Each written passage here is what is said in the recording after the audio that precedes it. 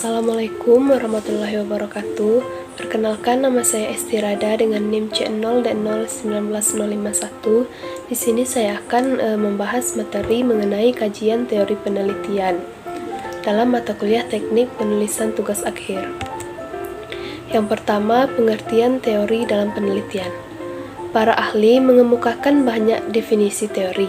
Menurut Kerlinger, tahun 1978, suatu teori ialah seperangkat konstruk atau konsep, batasan, dan proposisi yang menyajikan suatu pandangan sistematis tentang fenomen dengan merinci hubungan-hubungan antar variabel, dengan tujuan menjelaskan dan memprediksi gejala itu. Menurut Siti Rahayu Haditomo tahun 1999, dalam Sugiono mengatakan bahwa suatu teori akan memperoleh arti yang penting bila ia lebih banyak dapat melukiskan, menerangkan, dan meramalkan gejala yang ada. Adapun macam-macam teori penelitian, menurut Mark tahun 1963, pada Siti Rahayu Haditomo dalam Sugiono membedakan teori menjadi 3 macam.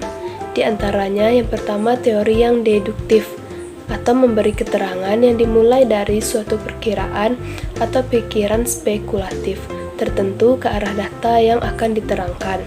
Kedua, teori yang induktif, yaitu cara menerangkan adalah dari data ke arah teori dalam bentuk ekstrim, titik pandang yang positivistik. Ini dijumpai pada kaum behavioris. Yang ketiga, teori yang fungsional. Di sini nampak suatu interaksi pengaruh antara data dan perkiraan teoritis, yaitu data mempengaruhi pembentukan teori dan pembentukan teori kembali mempengaruhi data. Sementara itu, Goods dan Lecompte dalam UHAR tahun 2013 membagi teori ke dalam 4 jenis, yaitu yang pertama grand theory atau teori besar, yang kedua theoretical model atau model teoritis, yang ketiga formal dan middle range teori atau teori formal dan tingkat menengah, yang keempat substantif teori atau teori substantif.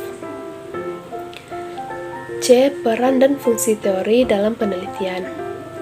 Menurut Wangiran tahun 2015 menyatakan bahwa fungsi teori dalam suatu penelitian antara lain sebagai identifikasi awal dari masalah penelitian dengan menampilkan kesenjangan, bagian-bagian yang lemah, dan ketidaksesuaiannya dengan penelitian-penelitian sebelumnya, untuk mengumpulkan semua konstruk atau konsep yang berkaitan dengan topik penelitian.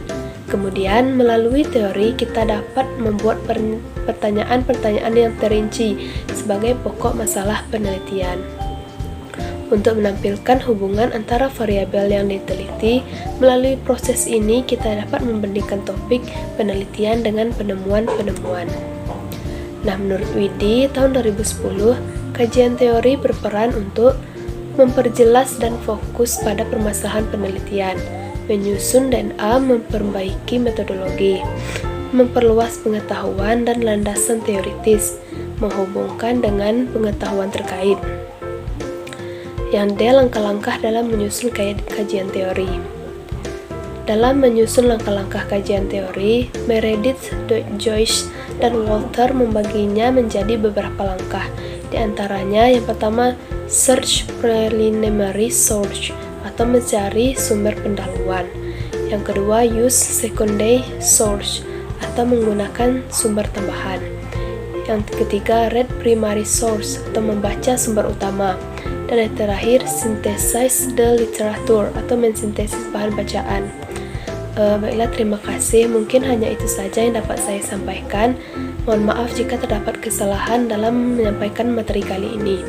Saya ucapkan terima kasih atas perhatiannya. Saya akhiri dengan wassalamualaikum warahmatullahi wabarakatuh.